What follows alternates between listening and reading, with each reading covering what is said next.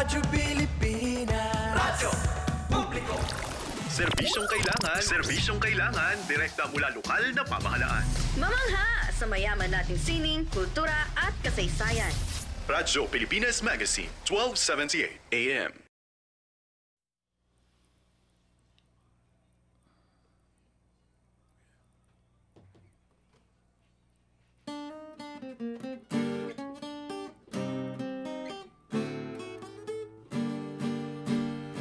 May isang dalaga akong nakilala, sa kanyang ganda ko ay nahalina. Nang ako ay magtapat, ay bigla pang nagtawa. Kung warin mo siya'y babaeng kaprityosa, kaprityosa. Kung ika'y tumatawa, ang katulad mo'y mabangong sampagita. May pang-akit ka na bumabalisa, sa madlang sa'yo ay sumasamba. Bakit nga ba kung wala ikaw hirang, ay para na ring nawala yaring buhay? Nais din kita pihikan ka man, puso ko iyo kaprityosang paraluman.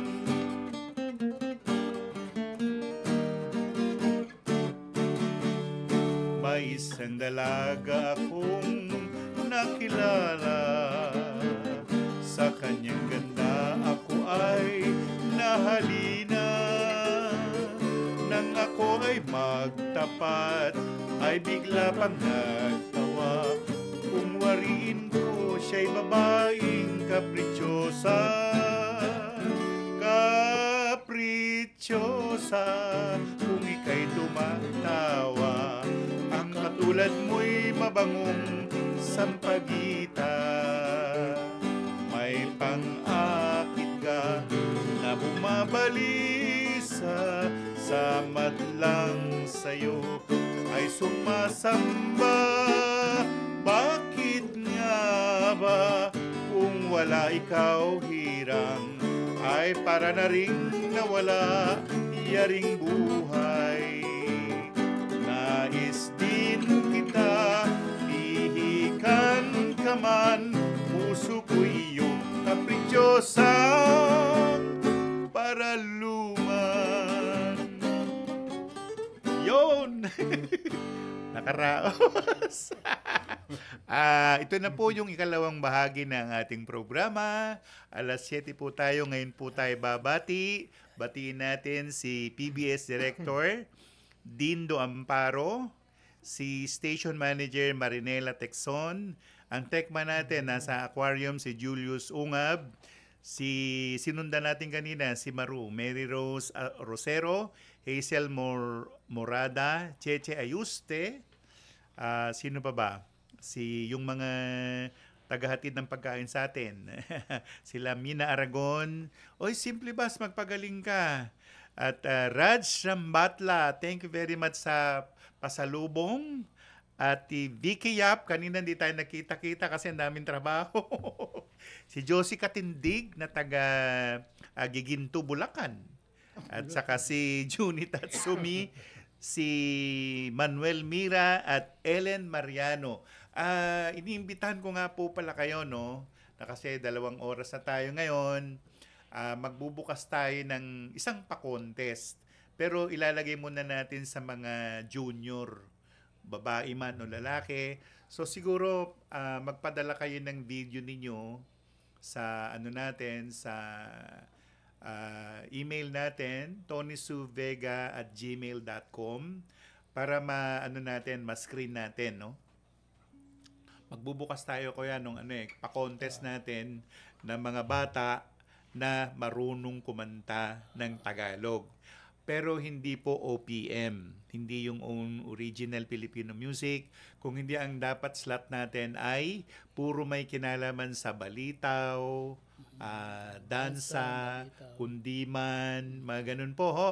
Yun ho ang ano natin, criteria natin. Kaya ngayon po, mag-email lang po kayo kung interesado po kayo. Pero kami po ay iikot sa mga eskwelahan sa buong Metro Manila para imbitahan ang mga kababayan natin, ng mga kabataan. Siguro mga ano to pwedeng yung 4th year high school or mga 12K at saka mga yung pataas hanggang college. Ayun. Ang susunod na awit naman ay si Hindi. ano kaya? Hatayin pala. Trio namin. Ayun, si Ay Inday.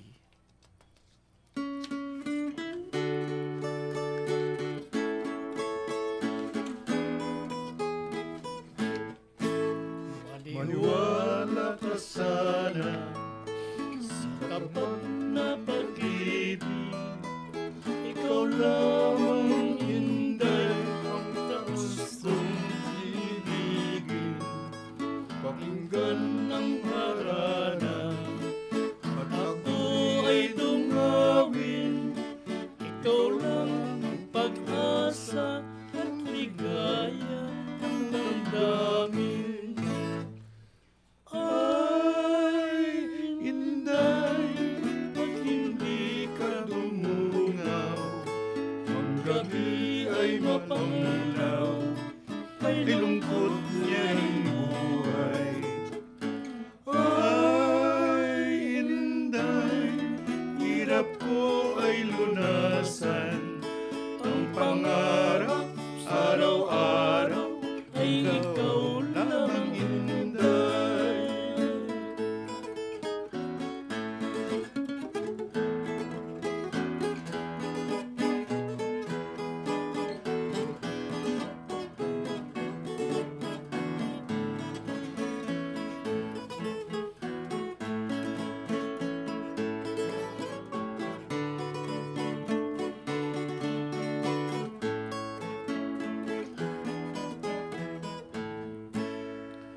Ay, Inday, pag hindi ka dumungaw, ang gabi ay mapanglaw, kay lungkot niya ring buhay. Ay, Inday, hirap ko ay lunasan, ang pangarap araw-araw ay ikaw lamang, Inday. Ang pangarap araw-araw ay ikaw lamang, Inday. Ayan, bida na naman si Inday. Sa haba nung programa daming po Inday natin. Kuya? Ang daming Inday ninik. Oy. Alam, naghahanap pa lang. Hindi, kasi kamukha nun, Nene, Nena, Neni, Naghahanap pa lang ng Inday. Ningning. Sino pa? Ayun, ang dami, di ba? Marami yan. Ang susunod naman na awit ay si Eddie Suarez, Bakit o Bakit?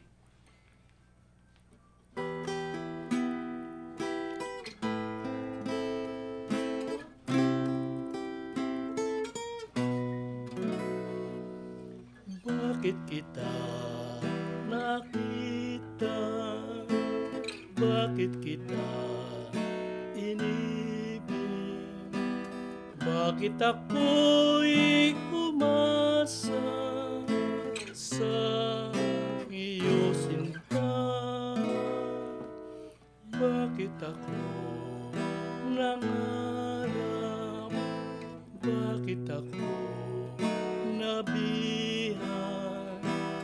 Bakit ko pa ninaisin ka na makapiling ka? Bakit mo ba pinaglaruan ang pusong ito? Ngayon'y nagdamdam. Bakit mo nilimot ang pagmamahal? Bakit mo ba iniwan nilisan? Bakit mo ba pinagtaksilan ang puso kong kaba?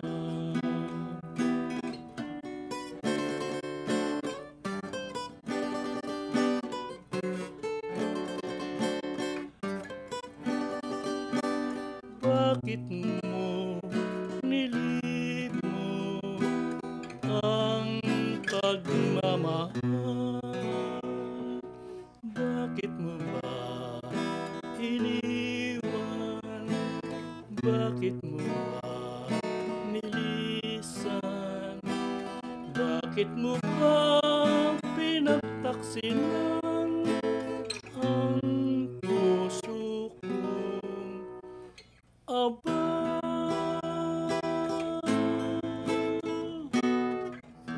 Bakit o Bakit ni Eddie Suarez, para po sa masaya at maligayang pakikinig ng aking may bahay. At ngayon nasa bahay namin yung mag-ina na na makulit yung anak. Andoon. Para daw maaga silang pumunta sa cultural center. Inuubo yung bata. Sinuubo.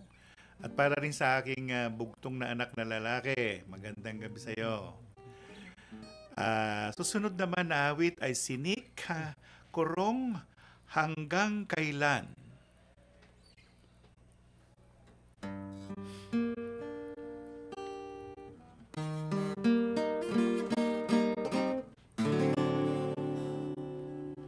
Nang una kitang mapagmasdan, ang puso ko'y di na mapalagay. Hinangad kong balang araw, maging aking ka lang.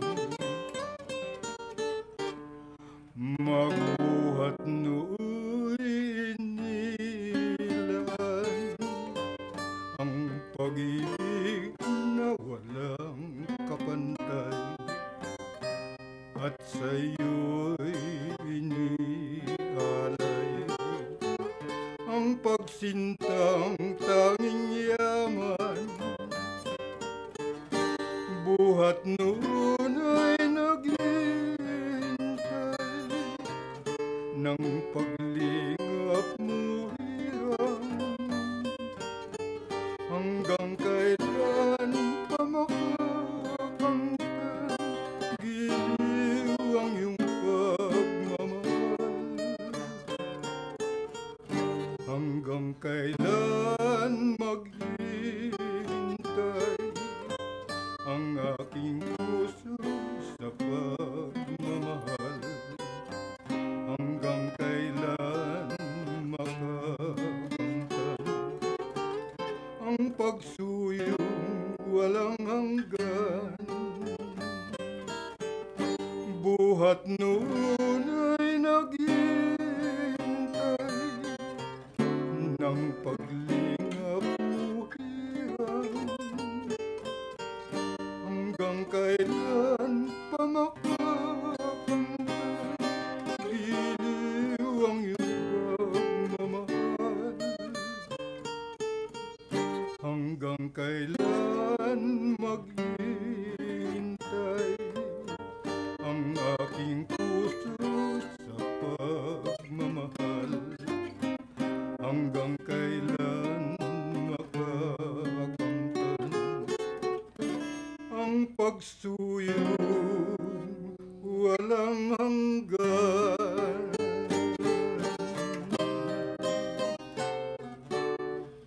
Yan ang Hanggang Kailan ni Nick Kurong. Ngayon, nung nagkaroon nga po ng reclamation, siyempre po, nagulat kami. Sa aming pong obserbasyon, parang gumanda po ang sistema ngayon ng ano namin dahil nawala po yung burak eh. Yung mga isda pong hindi pumapasok dito, napasok po ngayon. Yung dating hindi po namin nahuhuling isda, nahuhuli namin ngayon. Ang hindi alam ng marami, kakaunti ang biyayang nakukuha ng mga mangingisda sa Manila Bay dahil sa burak.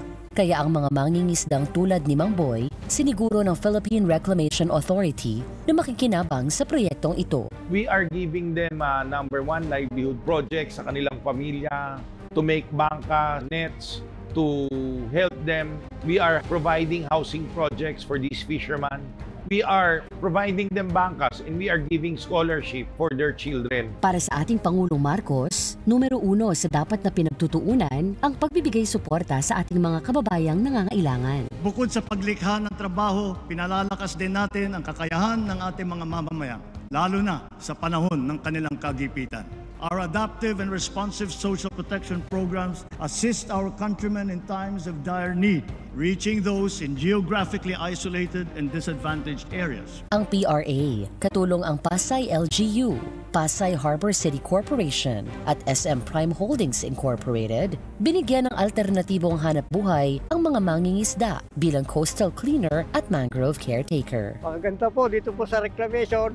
Nagpapasalamat kami sa PRA sa suporta nila rito sa proyektong ito. At okay naman po yung ginawa nilang approval. Napakalaking tulong po sa aming mga mangingisda po yun. Sa nagbabagong Pilipinas, patuloy ang trabaho, patuloy ang pagbabago. Hatol ng bayan. Election Quick Facts. Gun ban. Mula January 12 hanggang June 11, 2025 ay iiral ang gun ban sa buong bansa kasabay ng pagpasok ng election period para sa 2025 midterm elections na gaganapin sa May 12. Ang mga lalabag ay papatawan ng parusang pagkakakulong sa loob ng 1 hanggang 6 na taon, permanent disqualification from public office, at aalisan ng karapatang bumoto. Samantala, ang mga dayuhan naman na mahuhuli ay iparireport matapos ang kanilang pagkabilanggo. Hatol ng bayan. Election Quick Facts. Radyo Pilipinas. Radyo Publiko. Radyo Pilipinas. Tamang impormasyon. Pangkalusugan man o pagkakakitaan. Aliw na kwentuhan! Kabataan, kasama sa usapan. Radyo Pilipinas Magazine, 1278.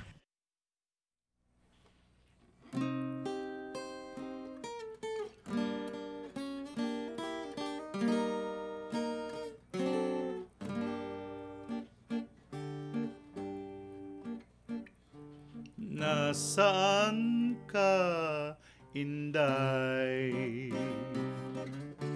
Di kita malimot sa lahat ng saglit. Ako'y nalulungkot, luha kong kay saklap, at ayaw matapos sa buong magdamag. Batis na umagos sa aking puso ay may larawan ka na lagi kong sinasamba habang ako'y may hininga. Kailan ba giliw muling makakamtan ang dati mong pagmamahal na tangi kong aliw, Inday? Sa aking puso ay may larawan ka na lagi kong sinasamba habang ako'y may hininga. Kailan ba giliw muling makakamtan ang dati mong pagmamahal na tangi kong aliw, Inday, Inday, Inday. Dinededicate ko yan sa lahat ng mga Inday. Maayong gabi kaninyong tanan, salamat kaayo sa inyong minaw sa atong tulumanon. Duha ka oras na katakaron, ha? Bantayan lang ninyo yun. Ano na to? Every Saturday, 2 oras po tayo. Ay, Nena.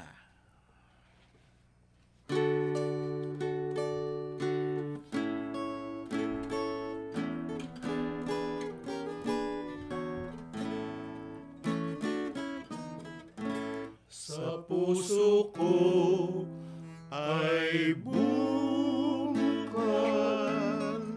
ang pag-ibig na tunay, gaya ng puso ko'y nasa sayo lamang.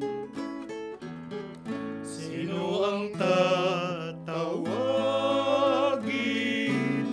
sa sakit kahirapan, kundi ikaw lamang? Ay naku, Nena ng aking buhay. Ay, Nena, saan patutunguhin kung hindi ang awa mo ay ibalik sa akin?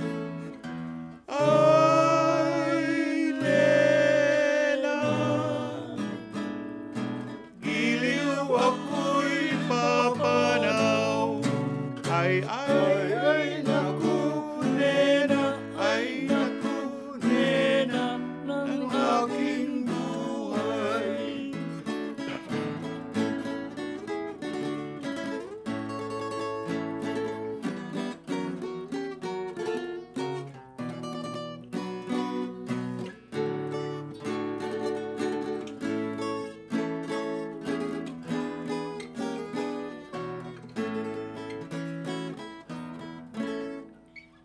Ay, Nena,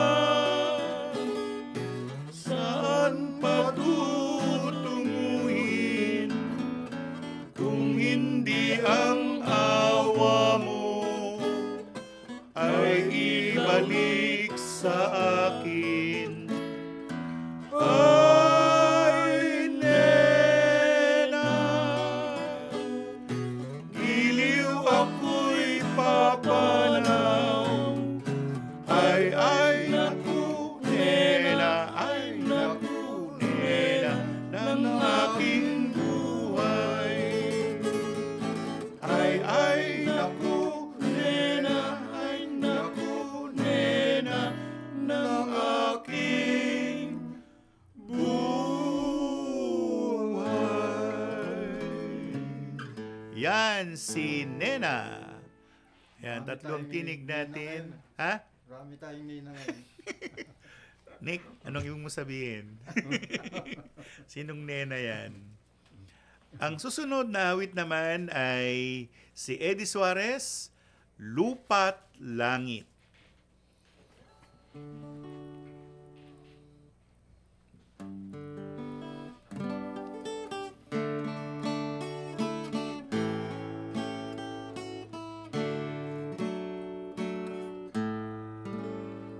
Salamat sa buong mahal, ang naging palad ko ay ikaw. Putsiyang walang kapintasan, sa ugali at sa tamis na magmahal.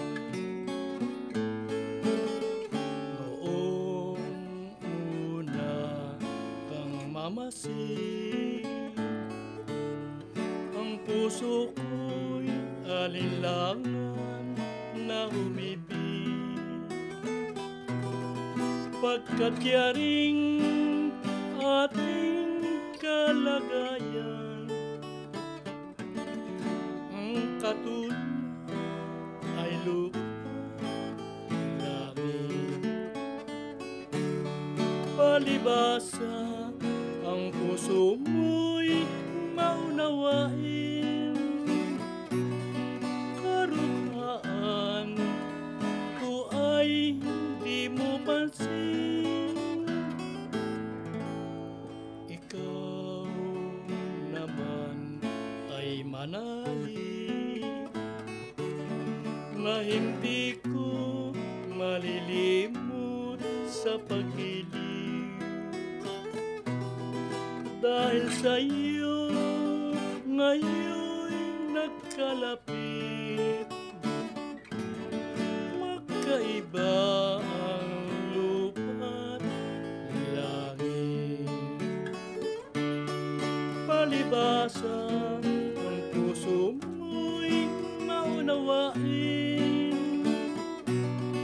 Karukhaan ko ay hindi mo pansin. Ikaw naman ay manalig na hindi ko malilimot sa pag-ibig. Dahil sa iyo ngayon'y nagkalapit, magkaiba ang lupa't langit.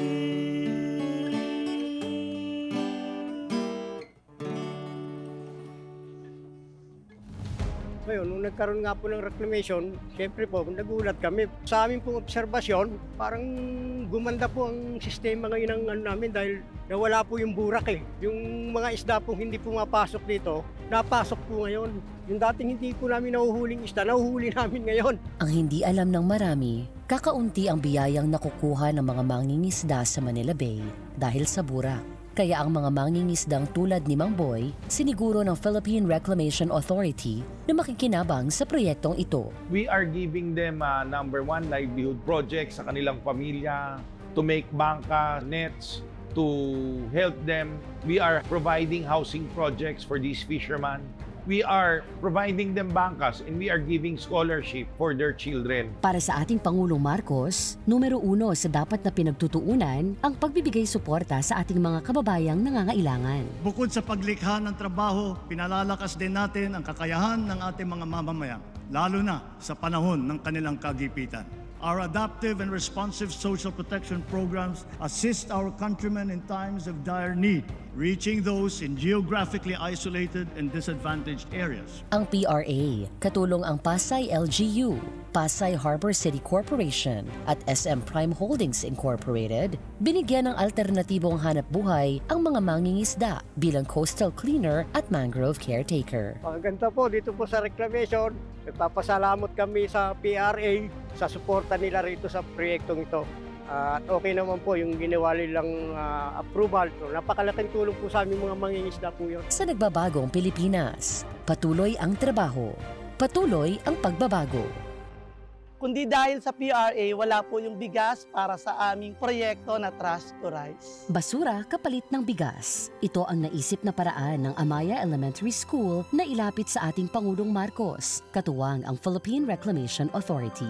Para kay Zara Floralde, ito ang tutugon sa pang-araw-araw na ihahain nila sa hapagkainan. Pero po may kahit paano po, ganitong buhay namin, meron po kaming napapag-anuhan sa pang-araw-araw na ano po namin. Gaya po ng ganito, mga kinukuha po namin para po makaipon kami ng tama po sa pampalit sa kung ilang pieces po ang kapalit ng 1 kilo. 80 pieces po sa 1 kilo. Mula sa pinagbentahan ng basura, magagamit ito ng paaralan para sa kanilang science garden, science room at laboratory. Ang PRA po ay tunay naming katuwang sa napakarami na naming sitwasyon at pagkakataon dito sa Amaya Elementary School. At hindi nga lang po dito, kahit po sa mga karatig paaralan ay katuwang. Kagaya na lamang po dito ay nagkaroon po kami ng isang proyekto kung saan sila po yung talagang partner namin para maisakatuparan ito at maging progresibo para sa benefits po ng mga kabataan natin. We will endure. Let our Filipino spirit ever remain undimmed. Sa nagbabagong Pilipinas, patuloy ang trabaho, patuloy ang pagbabago. Ang Pilipinas laging handa sa pagsaklolo kung usaping kalusugan ang pag-uusapan. Noong ika-3 ng Marso ng nakaraang taon, 30 miyembro ng Philippine Emergency Medical Assistance Team ang ipinadala sa Turkey. Nasa mahigit 1,000 biktima ng 7.8 magnitude na lindol ang kanilang natulungan.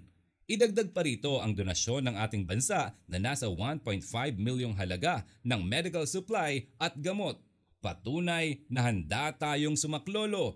Our system of education must be strategically calibrated to make sure that our youth are not only taught to become literate, but it has also consciously developed them into problem solvers and into critical thinkers, hungry for success, ready for the future. Walang makahahadlang sa edukasyon. Ito ang pangako ni Pangulong Marcos sa mga kabataang Caviteño sa NAIC. Kaya nang ilapit ni Sir Romel ang proyektong hydroponics kontra malnutrisyon sa mga mag-aaral, hindi nagdalawang isip ang Philippine Reclamation Authority na tugunan ang kanilang pangangailangan. Ito kasing lugar natin dito sa Labac at coastal areas walang mapagtaniman. So dito sa aming project hydroponics hindi naman kailangan ng lupa. Kailangan lang natin ay konting space tsaka konting sunlight. Magkakaroon na tayo ng mga products like lettuce. Halos lahat ay pinrovide po sa atin ng PRA. So sa PRA, maraming salamat po sa inyo at napakarami na po na nagiging beneficiary po nito. Sa nagbabagong Pilipinas, patuloy ang trabaho, patuloy ang pagbabago. Our National Learning Recovery Program must proceed without the slightest disruption, especially in basic education. Basta kinabukasan ng kabataan, dapat tugunan.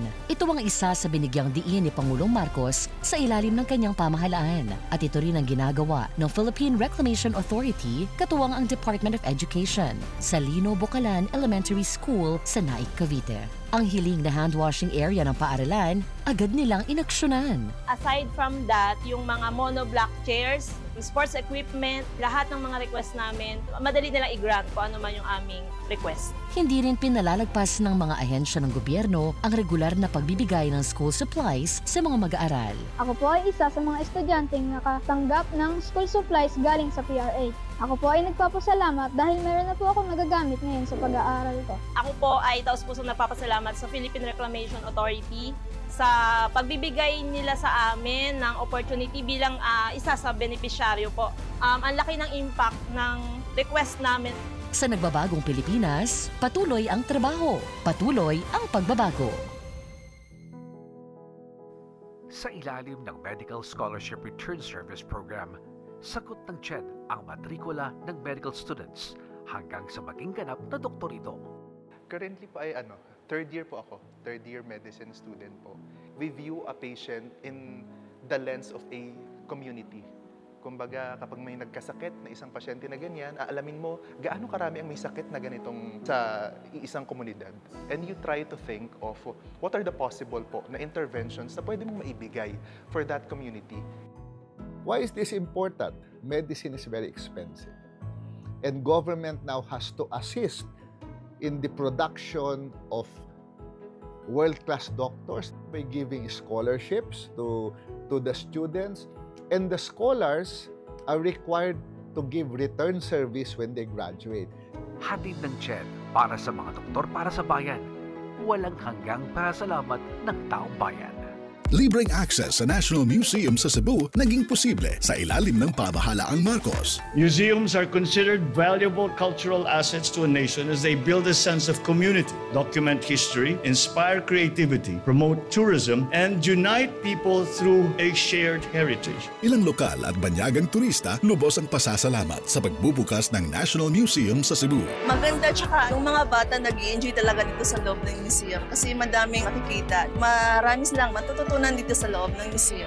We don't have that long to do this sort of cultural exploration, so we were drawn to coming to the National Museum of Philippines because we felt that it quite nicely condenses the history of Philippines for us. Tuklasin ang mayamang kasaysayan ng bansa sa 5 galleries ng National Museum Cebu. Tara na sa NMT Cebu, bisita na kamo. We are open from Tuesdays to Sundays, 9 a.m. to 5 p.m. Dali na! Sa nagbabagong Pilipinas, patuloy ang trabaho, patuloy ang pagbabago. Radyo Pilipinas. Radyo Publiko. Serbisyong kailangan, direkta mula lokal na pamahalaan. Mamangha sa mayaman nating sining, kultura at kasaysayan. Radyo Pilipinas Magazine, 1278 AM.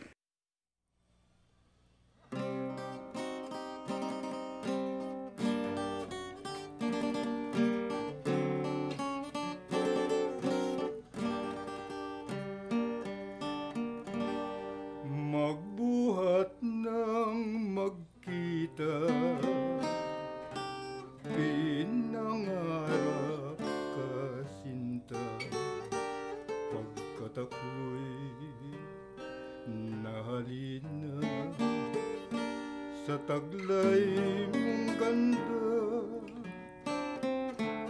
Puso'y laging balisa pag di ka nakikita, upang puso ay di magdusa. Akin ka na sana, at kung di ka maging akin, puso'y maniningning.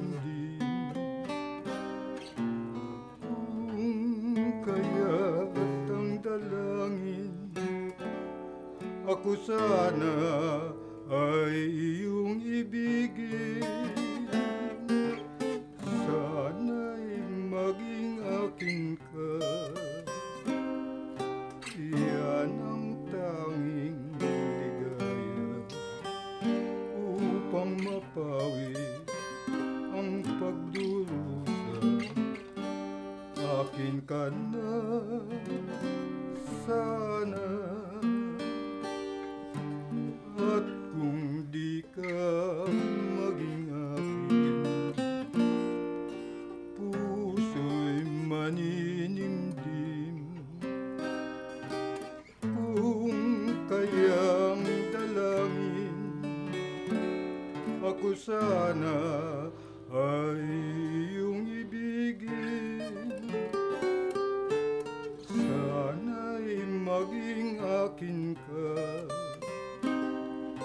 yan ang tanging ligaya, upang mapawi ang pagdurusa.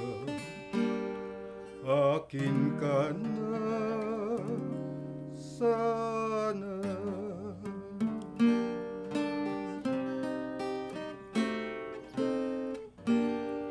Yan, si Nick Urong. Akin ka na sana. Yun. Ako naman ang susunod na awit, Bulong-bulungan.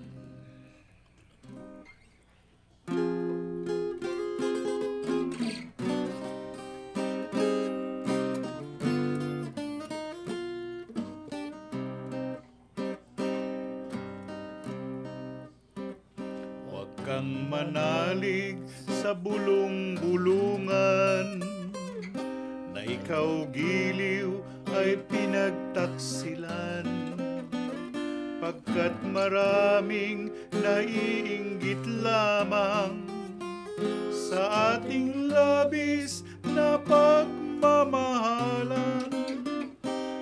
Ninanais mong mapatunayan na ang pag-ibig ko'y laging dalisay.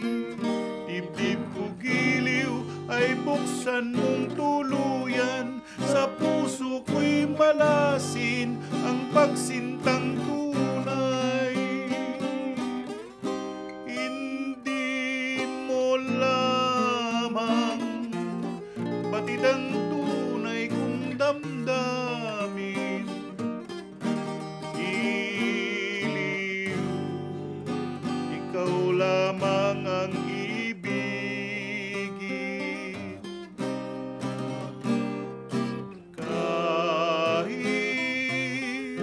anong dusa ay hahamakin, kung ikaw ang magdudulot ay ligaya sa akin.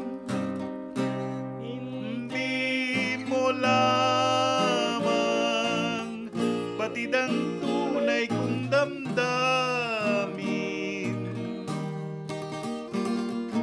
Iliw, ikaw lamang ang ibigin. Kahit anong dusa ay hamakin, kung ikaw ang magdudulot,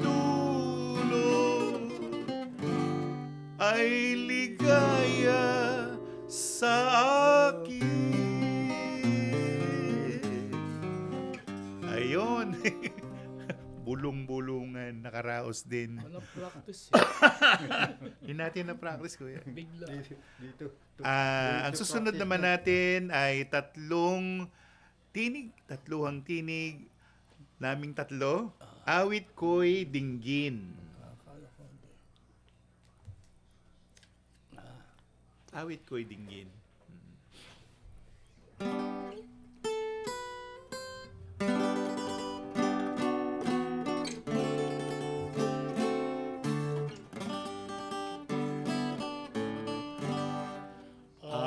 Awit ko'y dinggin,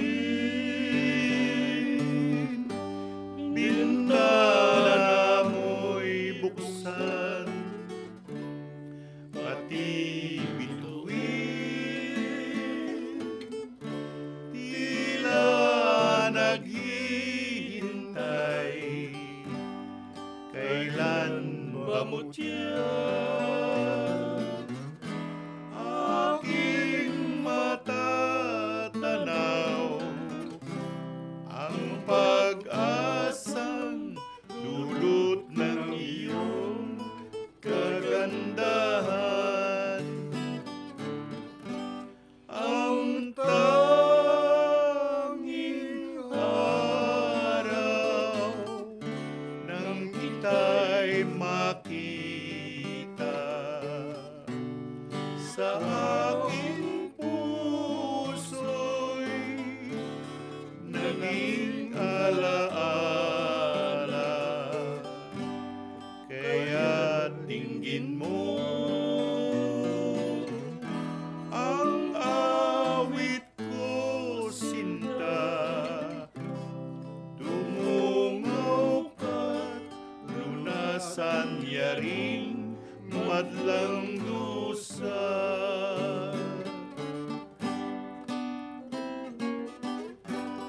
Bakit ba mo kung di ka mamasig? Laging may kaba ang puso kong sabik, kaya dinggin mo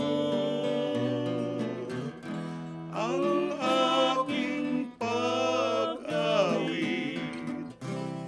Dumungaw ka, lunasan mo na ang madlang dusa. Ayan ang harana talaga, kuya. Awit ko'y dinggin. Paano kung disingkupado? Minsan napaplat din, kuya?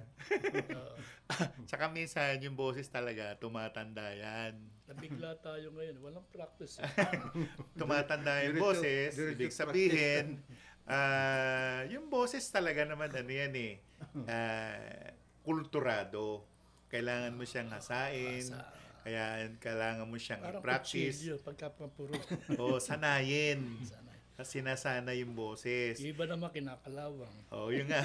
Pero meron talagang natural na boses na disingkupado. Wala na tayong magagawa doon. Kahit sinong pinakamagaling na koloratura na sinasabi nila, wala nang pag-asa yan. Hindi ka para sa kanta. Parang naalala ko ang dakilang Dr. Jose Rizal. Sinabi niya, lahat kaya niyang gawin, no?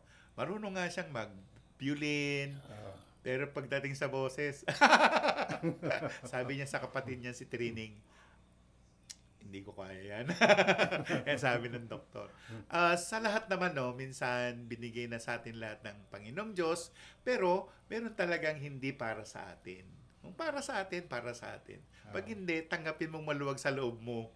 Di ba, Nick? Hindi makukuha lahat. Hindi nakukuha lahat. Maniwala ka. Merong hindi para sa'yo. Yung Dr. Jose Rizal, dalubhasa sa lahat. Doktor na yun. O, doktor sa mata, doktor kung saan-saan, no? Tsaka siya, nung bata pa siya, talagang traveler na siya eh. Kung saan nagpupunta. Sa dami ng magkakapatid, bakit siya lang ang sinusuportahan? Di ba? May kuya pa siya. Di ba? So, medyo nag-iisip lang tayo dahil kung ang boses mo ay hindi para doon, wag. Masakit sa tenga. Ayun, ang pinakahuli nating aawitin ay paborito ng tatay ni Cecil Santos, Babaeng Uliran.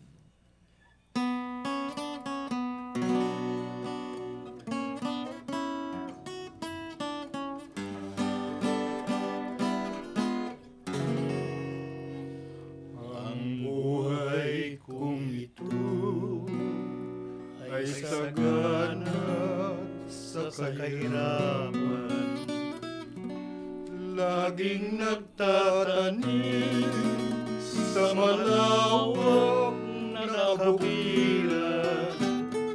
Salamat sa isang mutya na lagi kong natatanaw sa'y dalagang bukid, babaeng pag-ibig kong sadyang wagas sa puso ay naalala kong baka masipayo kung tunay palang wagas ang pagsuyo ay hindi masabi sa kapwa puso. Kung nalulungkot ang sarili ko'y di ko napansin at nalilibang sa gitna ng bukid kong nagtatanim. Ngunit isang araw ay aking namalas na ang mutya kong magaganda'y biglang umiyak. Nang makita ko ang perlas na luhang pumapatak, ay tinipon ko sa aking makakapal na palad. Puso ko'y sumaya pagkat kaya pala nanangis ay dahil sa ako ang kanyang iniibig.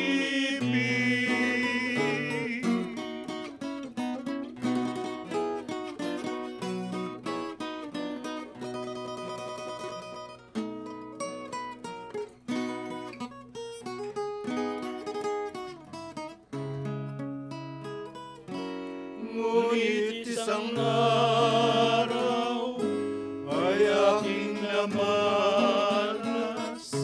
na ang mutya kong magaganda'y biglang umiyak.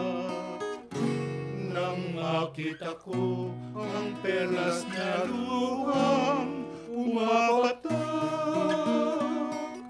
ay tinipon ko sa aking makakapal na palad. Puso ko'y sumaya pagkat kaya pala nanangis ay dahil sa ako ang kanyang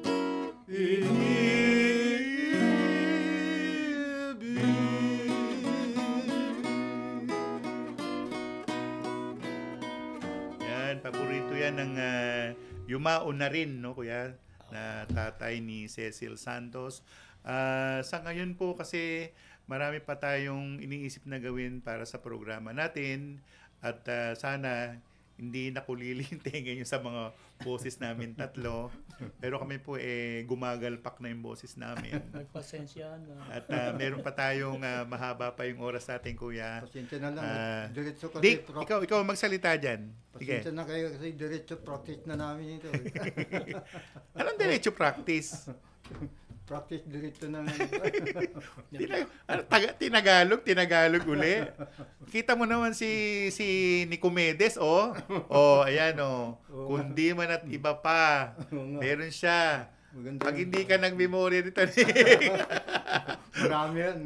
Huwag kang kumuha ng kanta na hindi alam niya. Kaya tingnan natin, meron pang isang mahaba pa. Ito. Sige kaya, ano nandyan? Hindi, sir, ito kasi nahalongkat ko itong dating... Ay, nalungkat niya sa baul niya. Pinaalala ko lang kasi matagal na sa baul. Oo nga eh. Yan kuya, yung barbero, gusto mo? Sige. Sige.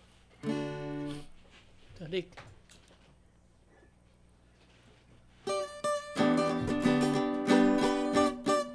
Para po sa inyong lahat.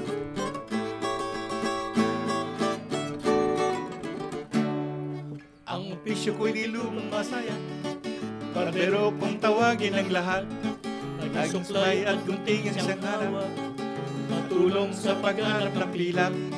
Sa umaga kung walang ginagawa, labahay gunting siyang inahasa. Namahan kayang ititihaya, ang aliw sa magkapong paggawa.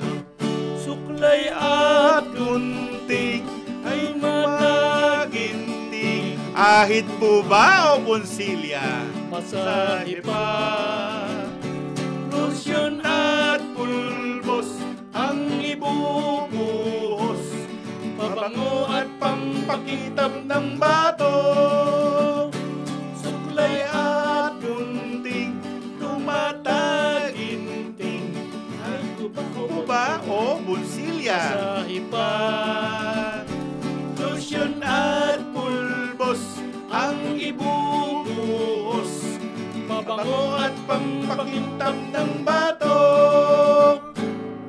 Ang opisyo kay di lumang mahirap, barbero kung tawagin ang lahat. Nagsuklay at gunting at siyang hawak, natulong sa paghanap ng pilak. Sa umaga kung walang ginagawa, labaha at gunting siyang inahasa. Namahan kaya ititihaya, pang-aliw sa magkapong paggawa. Suklay at gunting, tumataginting. Ahit po ba o Bonsilya? Masahe pa. Lotion at pulbos ang ibubuhos, mabango at pampakintab ng bato. Lotion at pulbos ang ibubuhos, mabango at pampakintab ng bato. Paalam na po, kundi man at iba pa, gumagalpak na yung mga boses namin. Nakakasawa palang kumanta ko yan ng 2 oras. Si Kuya Eddie, nagigitara ba, kumakanta pa. Ano to? Marami pong salamat sa pagsubaybay niyo po sa amin. At ano po tayo? Meron Ayun. At meron tayong live streaming. Sama na tayo sa live streaming. At siyempre, itong content na ito ay ilo-load natin sa ating YouTube channel kahit na copyrighted. Palaging copyrighted. Paalam na po. Gundiman at iba pa. Hanggang sa Sabado po muli. Maraming salamat po sa inyong pagsubaybay sa amin. At susunod muli. Radyo Pilipinas Magazine, 1278. Radyo Pilipinas. Radyo Pilipinas. Radyo Publiko. Serbisyong kailangan, direkta mula lokal na pamahalaan. Mamangha sa mayaman nating sining, kultura at kasaysayan. Radyo Pilipinas Magazine, 1278 AM.